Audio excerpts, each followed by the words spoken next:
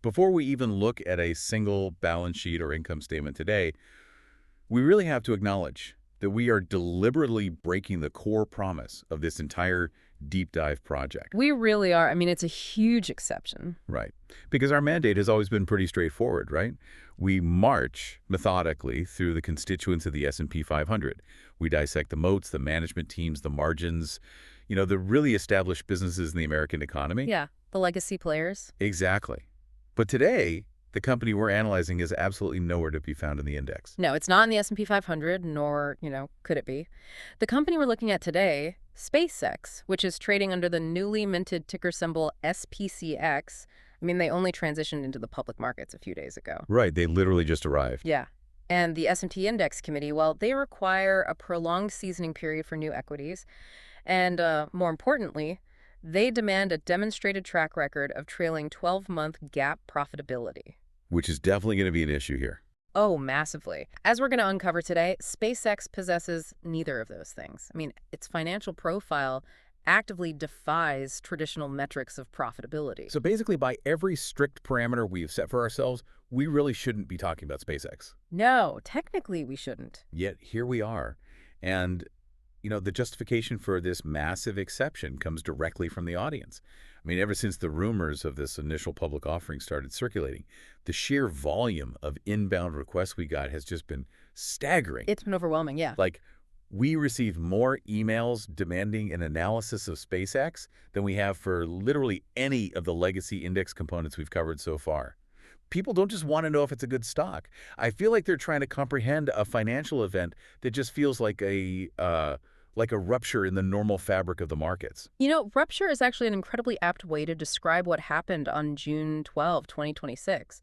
The mechanics of this IPO were just unprecedented. I mean, they priced the offering at $135 per share, and by the time the underwriters closed the books, SpaceX had absorbed roughly $75 billion from the global capital markets. I genuinely struggle to wrap my head around that figure. Yeah. Like, $75 billion raised in a single event. Just to put that into perspective for you listening, before June 12th, what was the previous ceiling for an IPO?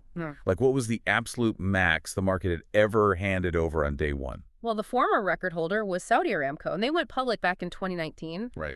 Aramco raised $29 billion, so they were the undisputed heavyweight champion, right?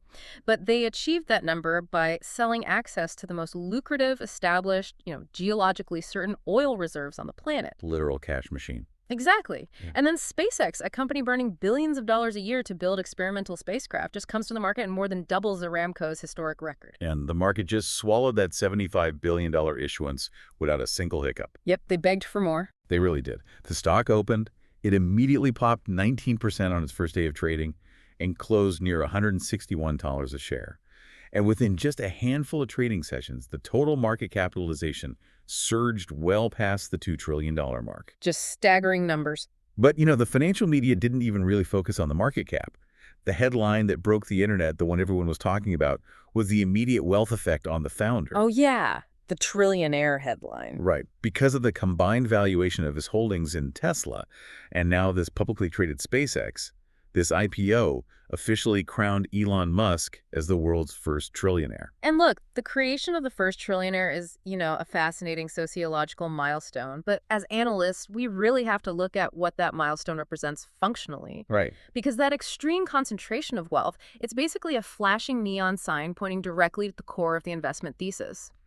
The market isn't primarily valuing a collection of metal tubes and satellite dishes. No, they're valuing the Musk premium. Exactly. That entire $2 trillion edifice rests on the belief that one specific individual has this unique, irreplaceable ability to allocate capital and, achieve the physically impossible. But how does a rational investor even underwrite a premium based entirely on one human being?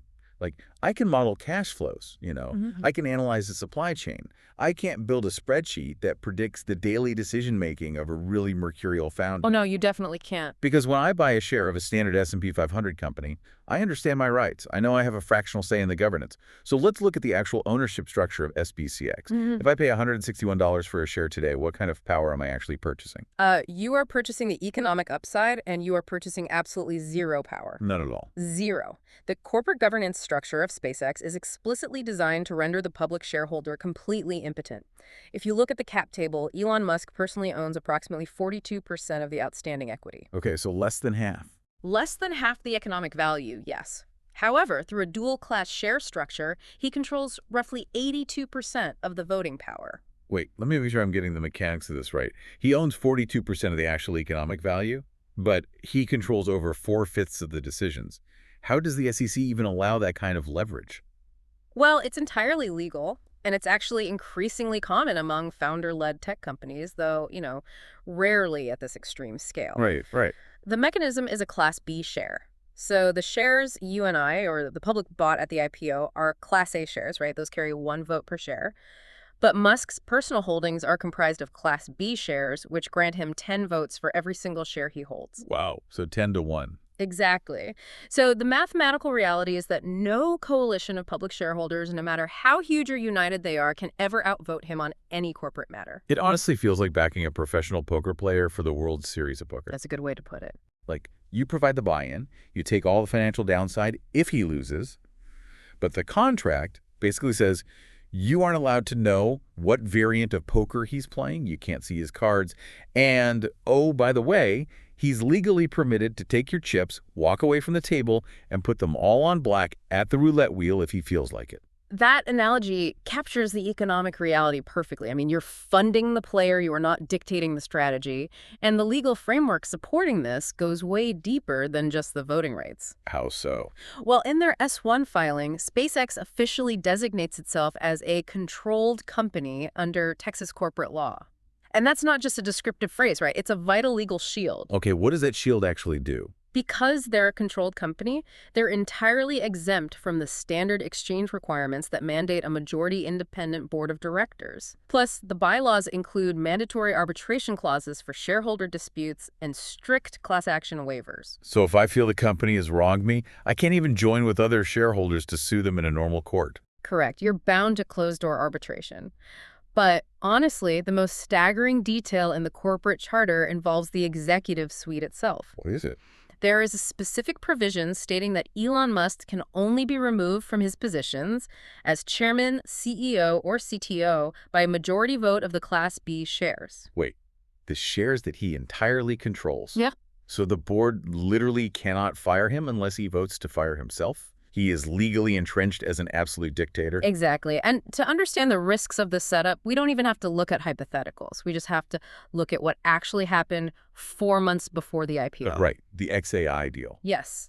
In February 2026, SpaceX executed an all-stock acquisition of the artificial intelligence company xAI. And just to be clear for the listener, who was the majority owner of XAI at the time of that transaction? Elon Musk. Unbelievable. He negotiated the sale of a private company he owned to a soon-to-be public company he entirely controlled. I mean, he basically sat on both sides of the negotiating table, deciding how much of the SpaceX treasury should be handed over to purchase his own asset. That is the literal textbook definition of self-dealing. I cannot imagine the big institutional investors who are preparing to buy into the IPO just sat back and accepted that. I mean, public pension funds usually go scorched earth over those kinds of related party transactions. Oh, they absolutely tried to. 3 of the largest public pools of capital in the U.S., you had the New York State Common Retirement Fund, CalPERS out in California, and the New York City Retirement Systems. They formed a coalition. Right. They filed formal objections. They publicly demanded that SpaceX abandon the dual-class structure and install a truly independent board to audit the xAI deal to make sure the valuation was fair. And I'm guessing Musk didn't even blink. He didn't have to blink. The pension funds lost comprehensively. I mean, they had zero leverage because the math of that 10-to-1 voting structure strictly forbids them from winning. We actually discussed this specific dynamic at length back in episode 7 when we analyzed Interactive Brokers and Thomas Peterffy's absolute control over that firm. I remember that deep dive. Yeah, the CEO's dictator warning. Exactly. The danger is that the founder ceases to be a fiduciary employee of the shareholders and instead just becomes a sovereign ruler over them. Right. And if the sovereign decides to make a brilliant move, you get rich. But if the sovereign decides to, burn the treasury on a personal whim, you are just trapped in the flames. Precisely. The Musk premium is the ultimate double-edged sword. It's an extraordinary feature when he forces the legacy aerospace industry to do something they swore was impossible. But it's a massive liability when there's no board of directors capable of pulling the fire alarm if he acts without oversight. Which brings us to the ultimate paradox of this stock, right? We have a terrifying governance structure, a valuation that defies gravity, related party transactions that anger these massive pension funds, and a founder who answers to absolutely no one. Yeah, quite the list. And yet, people are lining up. The market threw $75 billion at the company and basically asked for more. So to understand why investors are so willing to swallow that governance pill, we have to look at the underlying machinery. We have to look at the core business. We have to look at the rockets. We do, because beneath all the corporate drama is a foundational, undeniable engineering triumph. Right. To comprehend a $2 trillion valuation, you really have to understand how fundamentally SpaceX disrupted the legacy aerospace cartel. The absolute core of this company, the DNA that makes it valuable, boils down to a single word: reusability. Let's spend some time on this because I think it's easy to take for granted now. We see the videos of boosters landing on social media all the time. But before SpaceX, the economic model for going to space was quite literally insane. Oh, completely inefficient. I want to build out an analogy here for the listener. Imagine if the global airline industry operated under legacy aerospace rules. You want to fly from New York to LA. You board a brand new $200 million Boeing 747. You fly across the country, you land in LA, you step off the plane, and then the airline immediately tows that pristine 747 into the ocean and sinks it. Just throws it in the garbage. Exactly. They throw the entire vehicle in the garbage after a single use. And if you want to fly back to New York tomorrow, well, they have to spend 3 years building a brand new airplane for you. That is exactly how human beings access space for 6 decades. It's a perfect analogy. The Apollo program, the early satellite launches, the space shuttle's external tanks, everything relied on expendable launch vehicles. Millions of pounds of meticulously crafted aerospace-grade aluminum and advanced avionics, all designed to function for exactly 10 minutes before crashing into the ocean or burning up. It's just wild to think about. SpaceX looked at that economic model and realized, hey, if you can figure out how to refuel that 747 and fly it back to the launch pad, you can crash the cost of access to space by orders of magnitude. But the legacy contractors like Boeing, Lockheed Martin, Arianespace, they all insisted that propulsive landing was a fool's errand. They claimed the fuel required to land the rocket would eat up so much payload capacity that the math would never work. They did, and they were completely wrong. Clearly. SpaceX solved the thermal dynamics, the grid fin aerodynamics, the complex software required to bring an orbital-class booster back through the atmosphere and land it on a drone ship in the middle of the ocean. And today, the Falcon 9 is the undisputed workhorse of the global space economy. They're flying them constantly. Constantly. And they aren't just reusing them once or twice. They have individual Falcon 9 boosters that have been reflown more than 20 times. Wow. They scaled that architecture up to the Falcon Heavy, which lands 3 separate cores. And now they are entirely focused on Starship, which is this colossal next-generation, fully reusable vehicle. It's literally the key infrastructure for Musk's ambition to get to Mars. Okay, so the engineering is breathtaking, but we are stock analysts, not aerospace engineers. So how does this reusability translate to the income statement? What is the actual financial advantage of landing the rocket? The cost reduction is just staggering. So in the era of conventional expendable rockets, the standard industry metric for getting a payload into low Earth orbit was roughly $20,000 per kilogram. Okay, $20,000. By mastering the reusability of the Falcon 9, SpaceX compressed that cost by a factor of nearly 10. They are currently launching at an internal cost of roughly $2,700 per kilogram. Let that sink in. An almost 90% reduction in the cost of goods sold.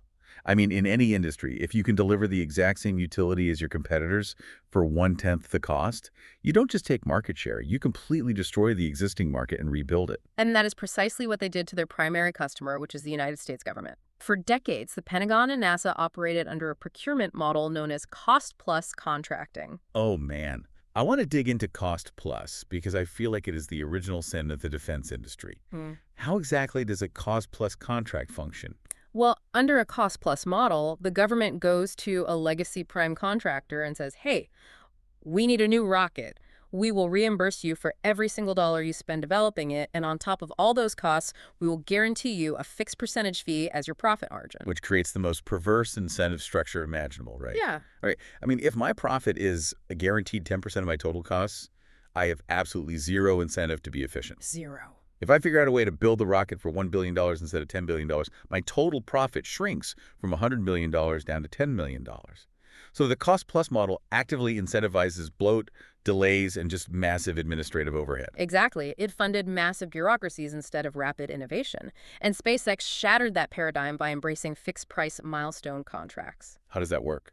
They went to NASA, particularly during the COTS program, that's Commercial Orbital Transportation Services, and they said, tell us what you want delivered. We will quote you a flat fixed price. We will bear 100% of the risk of cost overruns. If we spend too much, we eat the loss and go bankrupt. But the flip side is, if they innovate, if they figure out how to land the rocket and cut costs by 90%, they don't have to pass those savings back to the government. They get to keep all the margin they create. Precisely. And this new contracting reality really culminated in their bid for the Artemis lunar lander. NASA needed a vehicle to return astronauts to the surface of the moon. Right. The legacy providers submitted traditional, hyper-expensive architectures. SpaceX bid a modified lunar version of their Starship vehicle on a fixed-price basis, and it is estimated by industry analysts that choosing SpaceX saved NASA somewhere between $20 billion and $30 billion compared to what a traditional cost-plus program would have cost. That is just an insane amount of savings. You know, if listeners want to truly understand the founder DNA that led to this really ruthless risk-taking culture, I highly recommend Walter Isaacson's biography of Elon Musk.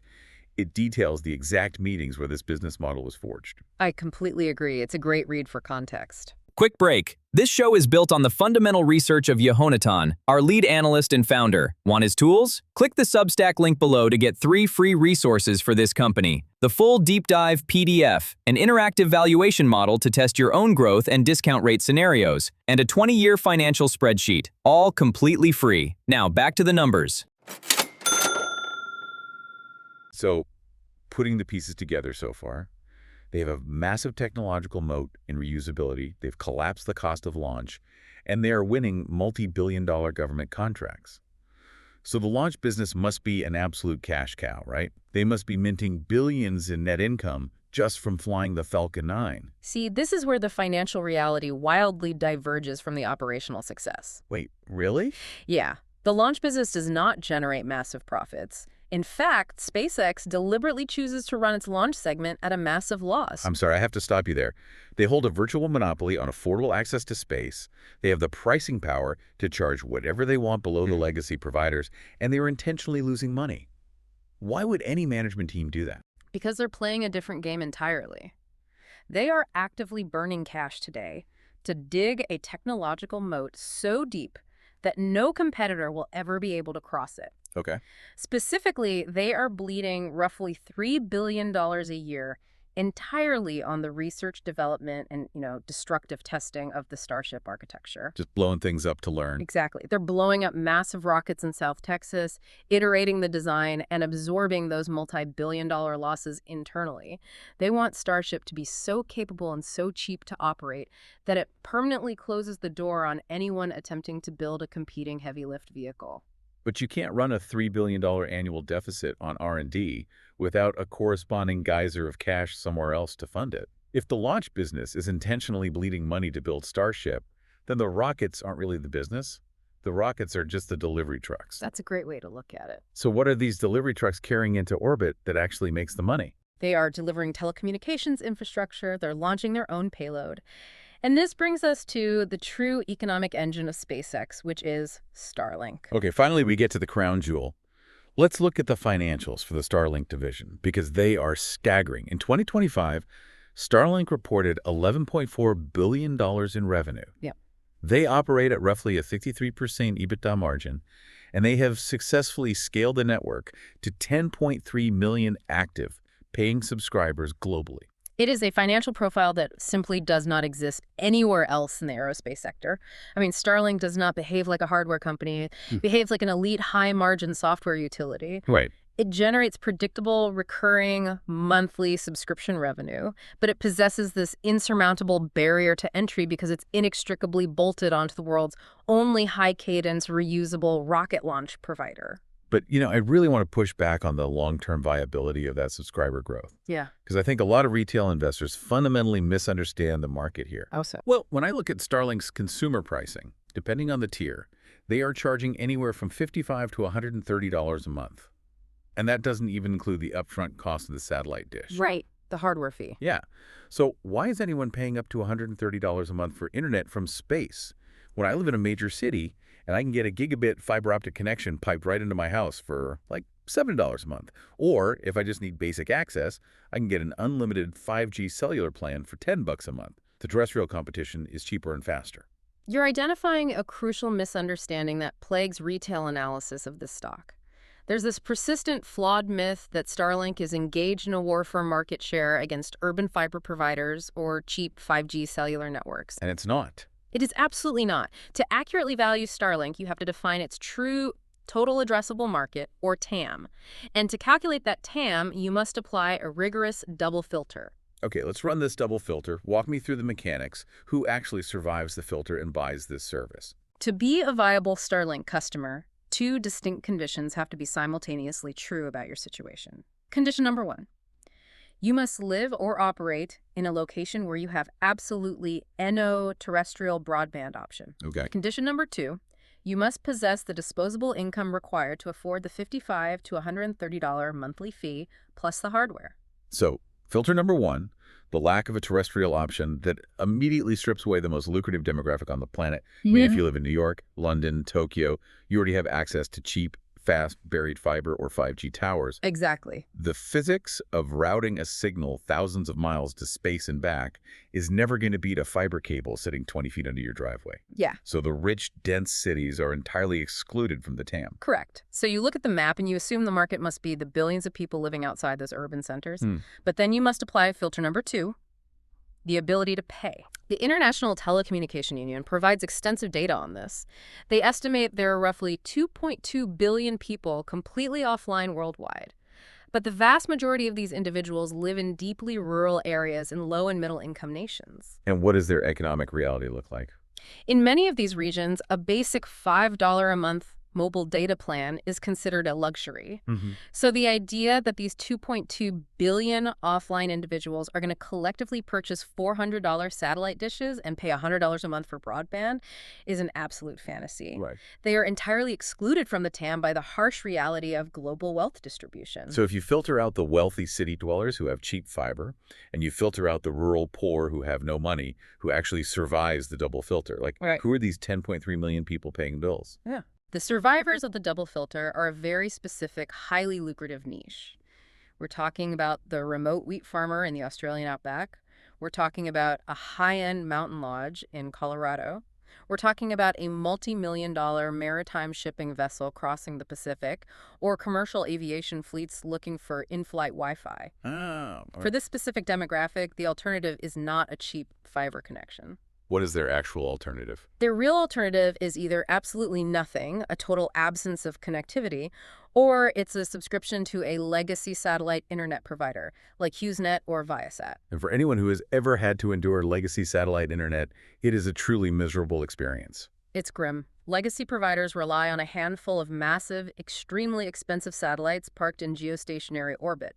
That orbit is roughly 22,000 miles above the Earth's surface. So the signal has to go way out there. Yes. Because the signal has to travel 44,000 miles round trip, the physics dictate a crippling latency, often 600 milliseconds or more of lag. Which makes basic web browsing painfully slow. Exactly, and video calling is practically impossible. And for that privilege, legacy satellite charges between $65 and $150 a month, usually with severe data caps. And Starlink completely inverts that model. Instead of a few massive satellites 22,000 miles away, they launched thousands of small satellites into low Earth orbit. just a few hundred miles above the surface. Exactly. The proximity slashes the latency down to 20 or 40 milliseconds, providing broadband speeds that rival many terrestrial connections, all for roughly the same price as the terrible legacy service. Wow. So for the maritime operator or the remote farmer, Starlink isn't a luxury discretionary purchase. It's replacing an absence, or it's a massive, life-changing upgrade over a terrible existing service. Okay, so Starlink is printing money. They have 63% EBITDA margins in this incredible niche. But this is where the financial narrative of SpaceX completely fractures for me. How so? I'm looking at the consolidated financials for the parent company. Starlink's generated $11.4 billion in high-margin revenue. Yet, the overall company reported a net loss of $4.9 billion for last year, 2025. And this isn't a one-off bad year either. They have an accumulated deficit of over $41.3 billion since their founding in 2002. Yeah, that's a lot of red ink. If Starlink is a cash-printing machine, and the rockets are only burning $3 billion a year in R&D, there's a massive leak in the boat somewhere. Yep. Where is all that cash going? It is going straight into an industrial furnace, and that furnace is named XAI. This brings us back to the governance concerns we discussed in Section 1 and the massive baggage of the asset formerly known as Twitter. I want to lay out the scale of this cash burn because it is just staggering. The consolidated revenue for 2025 across all divisions was roughly $18.7 billion. The net loss was $4.9 billion.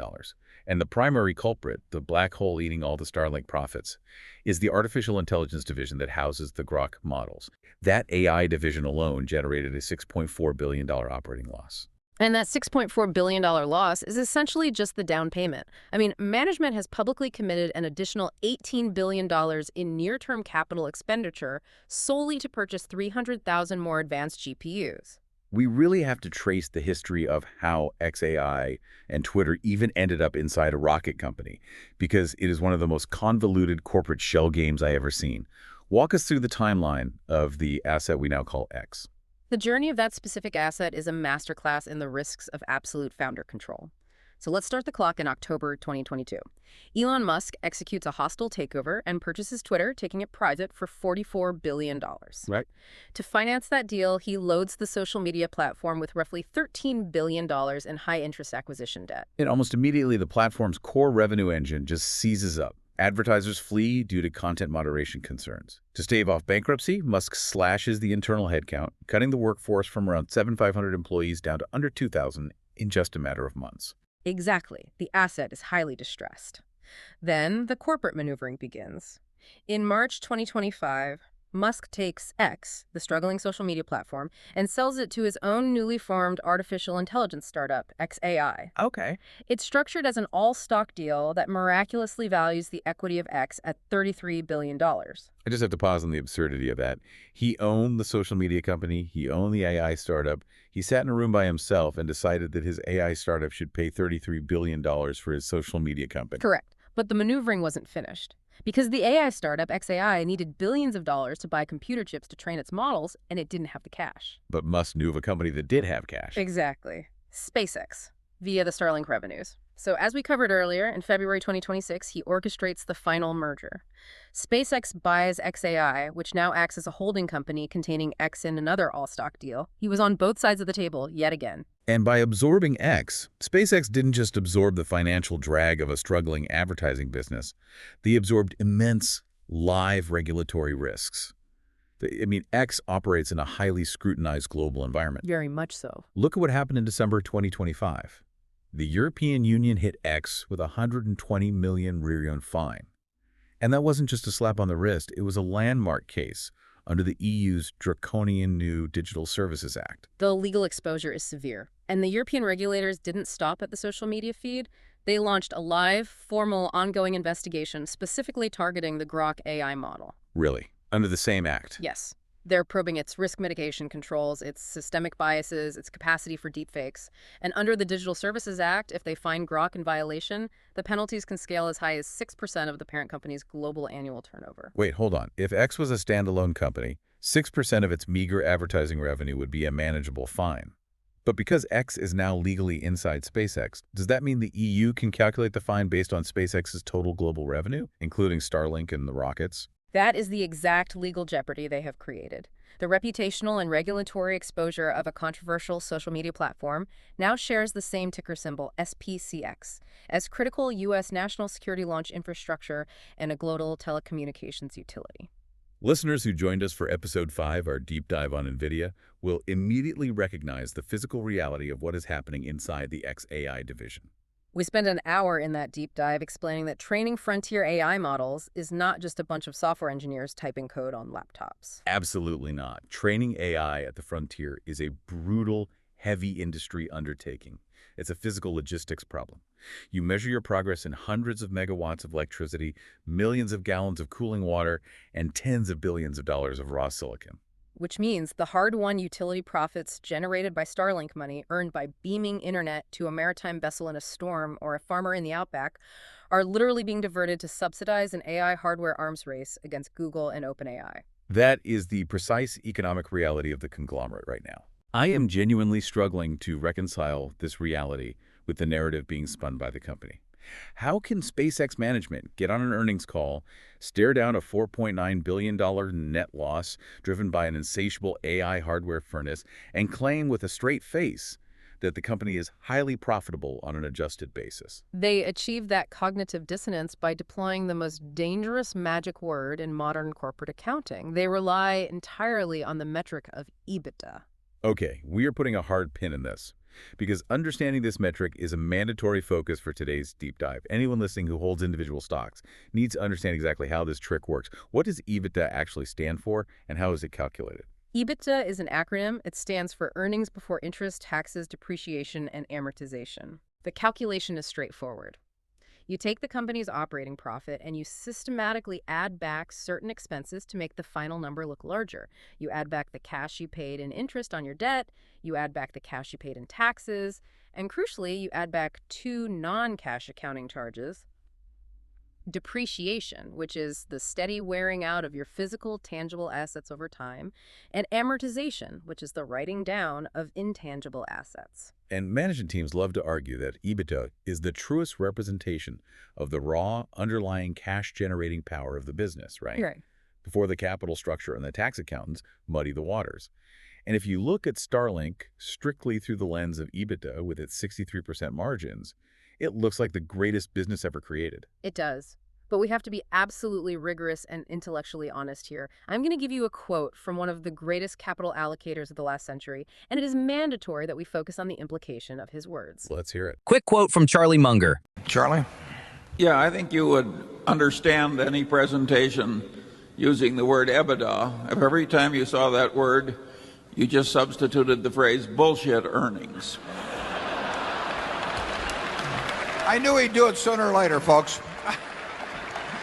So if EBITDA is bullshit earnings, what physical reality is it specifically trying to hide in the case of SpaceX? It is trying to hide the de-depreciation. Proponents of EBITDA love to wave their hands and dismiss depreciation as just a paper accounting fiction, a non-cash charge that spreadsheet nerds worry about but doesn't actually impact the daily health of the business. But for SpaceX, depreciation is not a paper fiction. It's the realest, most unavoidable, most aggressive cost imaginable. Let's use Starlink as the prime example of this deception. When they boast about that 63% EBITDA margin, they are basically asking us to ignore the fact that their assets have a terrifyingly short shelf life. Precisely. We have to look at the physics of low Earth orbit. Starlink satellites operate at an altitude of roughly 340 miles. At that specific altitude, there is still a microscopic amount of atmospheric drag. It's incredibly thin, but over time it physically pulls the satellite downward. Right. Plus, the satellites are bombarded by solar radiation. So the physical reality is that a Starlink satellite has an operational lifespan of approximately 5 years. Wait, 5 years. And then what happens? Do they go up and refuel them? No. After 5 years, their ion thrusters deplete, the atmospheric drag wins, the satellite deorbits, and it literally burns up into plasma in the upper atmosphere. They are entirely consumable, disposable assets. So if I'm trying to model the cash flows of Starlink, I can't just assume the current constellation of satellites will generate subscription revenue forever. To maintain that 10.3 million subscriber base, just to stand perfectly still, SpaceX has to constantly manufacture, launch, and deploy thousands of replacement satellites year after year forever. Yes. And that relentless replacement cycle requires massive, continuous capital expenditure. You have to buy the aluminum, build the antennas, build the rockets to launch them. Depreciation is simply the accounting system's honest, mathematical attempt to charge the business for that inevitable capital expense over the lifespan of the asset. Ah, I see. So when you calculate EBITDA and you add depreciation back into the profit number, you are artificially flattering the business by aggressively ignoring its single largest ongoing financial obligation. So when management points to a 63% EBITDA margin, they're essentially saying, look how profitable our subscription service is, as long as you pretend our multi-million-dollar satellites magically last forever. I confirm that is exactly the sleight of hand they are performing. The EBITDA number proves the subscription model works, but it hides the relentless, permanent capital expenditure required just to stand still. And I'd argue it gets even worse when you look at the other side of the conglomerate. It's not just the satellites burning up in the atmosphere. The AI division, XAI, is facing the exact same massive depreciation problem, and the timeline is even more brutal. Oh, absolutely. The XAI segment is committing $18 billion to purchase 300,000 NVIDIA GPUs. But a top-tier NVIDIA GPU is not a steel mill that produces value for 30 years. A GPU is much closer to a carton of milk left on a warm counter. I love that analogy. Expand on that milk carton idea. Why does a piece of silicon spoil? Because the competitive landscape of frontier AI moves at breakneck speed. NVIDIA releases a dramatically faster, vastly more energy-efficient generation of chips roughly every 12 to 18 months. The parameters of these large language models are scaling exponentially, so the honest economic life of a cutting-edge AI GPU before it becomes functionally obsolete is about 3 years. Let's do the math on that. If you take $18 billion of hardware and you acknowledge that it is essentially worthless for frontier training in 3 years, the accounting rules require you to depreciate $6 billion a year. It's a $6 billion annual anchor dragging down your net income. And EBITDA just waves a wand and pretends that expense doesn't exist. It does. Now, we aren't the only ones who noticed this massive depreciation trap waiting inside the AI boom. One of the most famous short sellers in history built his current thesis on it. You're talking about the man who saw the 2008 housing collapse coming before anyone else. You were talking about Michael Burry. I am. Michael Burry, the eccentric doctor-turned-money manager of The Big Short fame, he was nicknamed Cassandra, referencing the prophet from Greek mythology who was cursed to see the terrible truth of the future but never be believed. And Burry has fully leaned into that Cassandra persona. In November 2025, he completely closed down his Scion fund. He returned all outside capital, and now he exclusively publishes his market research on a Substack titled Cassandra Unchained. What exactly is his thesis regarding this appreciation trap? His massive macro thesis is that the hyperscalers, meaning Google, Microsoft, Amazon, and now XAI, are vastly understating the depreciation of their AI hardware. How big of a hole does he think they are hiding? He estimates that across the sector, these companies are understating their true depreciation costs by a staggering $176 billion. Wow. So he is looking at the exact same D in EBITDA that we just discussed, but applying it to the entire cloud computing industry. So given that incredibly bearish view, what did Michael Burry actually do when the SpaceX IPO hit the market? Did he short SPCX? He eyed shorting SpaceX, but he explicitly said no thank you on his Substack. Why? If he fundamentally believes it's a bubble, why not bet against the company? Solely because of the high price of the options, not a lack of bearish conviction. The premium required to place a bet against the Musk premium was simply too mathematically expensive to offer a safe margin of return. But he still had some incredibly sharp commentary regarding the valuation itself, didn't he? He did. He pointed out the absurdity of the market's reaction. He calculated that in just 3 trading days post-IPO, the market cap of SpaceX surpassed the total value of Berkshire Hathaway by a factor of roughly 2.5 times. Let that sink in. Berkshire Hathaway is a company that generates tens of billions of dollars in real cash flow every year. And the market decided that a space startup with a $4.9 billion net loss was suddenly worth 2.5 times more than that, all in a long weekend. It implies an unassailable monopoly that will endure for decades, but that assumption simply isn't true across all 3 of their major business lines. We have to look at the competitors. Let's run through them, because the media coverage makes it seem like SpaceX is the only entity on Earth building rockets. Who is the closest threat? The most serious long-term rival is Jeff Bezos' Blue Origin. They developed a heavy-lift rocket called New Glenn. However, in May 2026, a fully integrated New Glenn rocket suffered a catastrophic explosion on a test stand prior to its maiden flight. And that explosion didn't just set Blue Origin back, it caused a ripple effect, right? Because they had clients waiting. Precisely. The most vital client was Amazon itself. Amazon has a program called Project Kuiper to compete with Starlink. When New Glenn exploded, it instantly froze Amazon's Kuiper launches. It inadvertently highlighted just how massive SpaceX's lead and launch cadence really is. Who else is out there? Are there any nimble startups? You have Rocket Lab. They're aggressively bringing their medium-lift Neutron rocket to market to compete with the Falcon 9, but they are operating on a fraction of SpaceX's scale. And what about companies like Virgin Galactic? They always get lumped into space economy discussions. Virgin Galactic is correctly categorized as just space tourism, not a true competitor. They provide suborbital joyrides. They do not possess the architecture to put massive payloads into orbit. So let's crystallize this competitive analysis by applying what we call the $10 billion moat test. The premise is simple. If you gave a well-funded rival a $10 billion war chest, could they destroy SpaceX's market share? Let's run the test. First, could $10 billion destroy Starlink? No, $10 billion cannot buy you a teleportation device. It cannot replicate SpaceX's launch cadence or the terrestrial ground station infrastructure.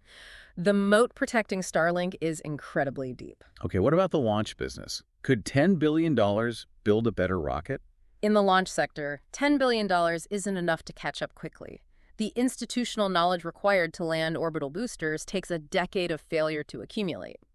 Bezos poured way more than $10 billion into Blue Origin, and they still blew up on the test stand. And what about the third division? Could $10 billion disrupt XAI? This is where the valuation gets terrifying. In the AI race against Google and Microsoft, $10 billion is practically a rounding error. XAI has absolutely no durable moat. It's just a pile of Starlink cash being set on fire to buy entry into a race they are currently losing. Which brings us to the ultimate question of this entire deep dive. With all this complexity, no earnings, massive R&D, and regulatory fights, how do we actually value the stock? It's incredibly difficult because our traditional metrics are literally broken by the math of this company. Let's go through the toolbox, the PE ratio. What is the PE of SPCX? It is mathematically undefined. Because SpaceX operates at a $4.9 billion net loss, you have no earnings to serve as the denominator. Okay, what about the PEG ratio? Price to earnings divided by growth rate. Also entirely undefined because it relies on the non-existent PE ratio. So analysts are forced to abandon earnings and look at top-line revenue. Exactly. They resort to the price-to-sales ratio, or PS. And the multiple required to buy SPCX today is astronomical.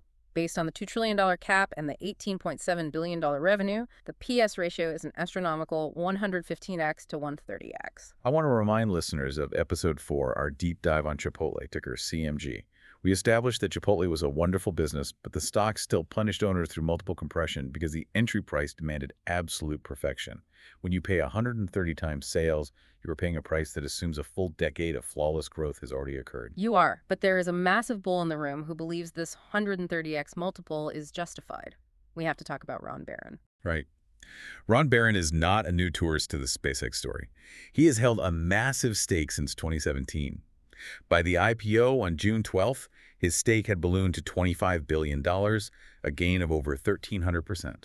But the critical detail isn't his historical game, it's what he did at the IPO. He didn't just hold his shares, he bought another $1 billion worth of stock at the IPO price. How does he justify that? Standard DCF models choke on SpaceX's negative cash flows. You have to value it via sum of the parts, and ultimately it's a narrative-driven valuation. He's buying the ultimate scale of the ambition. But a narrative-driven valuation is fragile, especially when you factor in the additional risks. What about customer concentration? It's a systemic vulnerability. Roughly 20% to 25% of SpaceX's total revenue comes from the U.S. government.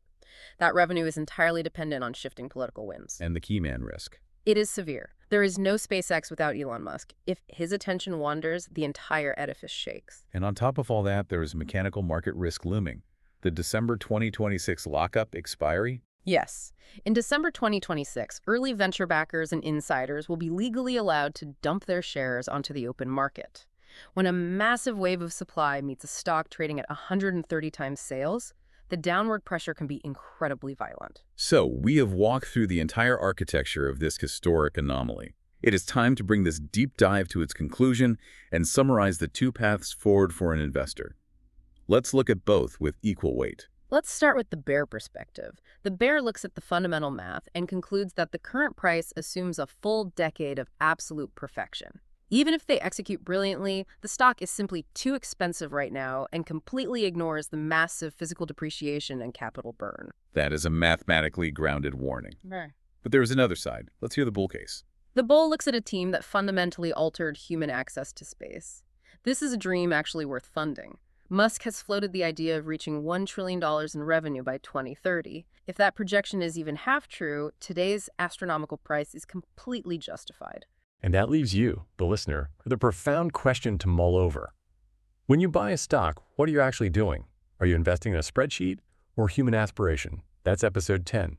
Next, episode 11, American Express, a Berkshire holding for decades, a value investor favorite. If you enjoyed today's analysis, make sure to follow the show on your favorite podcast app so you never miss an episode. As a reminder, this podcast is for informational and educational purposes only and does not provide financial, investment, or legal advice. Investing involves risk, and you should always do your own fundamental research and consult a qualified professional before making any financial decisions. Thanks for listening, and we'll see you next time.